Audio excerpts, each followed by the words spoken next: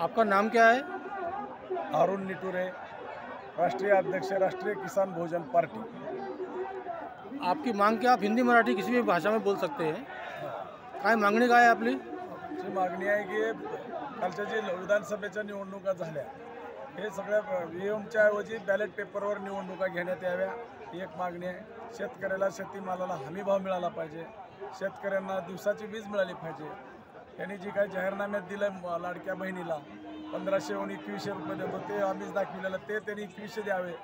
जी काही योजना होत्या त्यांच्या सगळ्या पूर्वर चालू कराव्या, कंपन्या चालू कराव्या, गुजरातला गेलेल्या कंपन्या परत आणाव्या आणि विदर्भ वेगळा झाला पाहिजे, मराठा आरक्षण मिळालं पाहिजे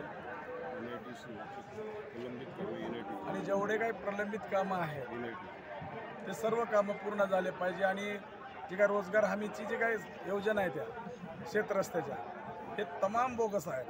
2000 कोटीचा घोटाळा आहे. तर ते तात्काळ त्याचे शेतकऱ्याला चांगले रस्ते, मजबूत रस्ते करून द्यावे, तरच त्यांना बिल देण्यात यावं. आणि दुसरी गोष्ट सामाजिक न्याय विभागाचे जे सचिव आहेत, प्रधान सचिव, हा सुद्धा मनमानी कारभार करतो. त्या सचिवाची पण कसून चौकशी झाली पाहिजे. भ्रष्टाचारी सचिव हकलला पाहिजे.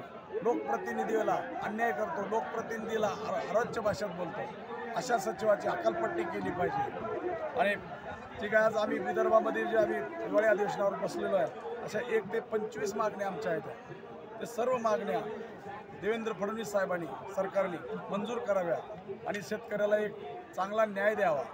हमीभाव त्यांनी जाहीर केला, पण ते हमीभाव शेतकऱ्याला मिळत नाही. ते सोयाबीन असेल, कापूस असेल, कांदा असेल, हे जे ओतून घेतलं जातं, पण कुठल्याही प्रकारचं त्यांना न्याय मिळत नाही, हमीभाव मिळत नाही. तर हमीभाव तात्काळ शेतकऱ्याला जाहीर केला पाहिजे. सबसिड्या फिबसिड्याची आम्हाला गरज नाही, आम्हाला फक्त पाहिजे हमीभाव. जर तुमची मागणी पूर्ण झाली तर तुम्ही नंतर काय करणार? जर तुमची मागणी पूर्ण नाही झाली तर तुम्ही काय करणार? आमची मागणी पूर्ण नाही झाली तर आम्ही मोठं तीव्र आंदोलन शेतकऱ्याला घेऊन आम्ही पुन्हा मंत्रालयावर आम्ही जाऊ आणि जाळेवर धडाधड उड्या मारू. तेव्हा सरकारला जाग येईल. आमच्या शेतकऱ्यासाठी आम्ही जीवाचे अहोरात्र प्राण गेला तरी चालेल, पण शेतकऱ्यासाठी आम्ही रात्रंदिवस झटू.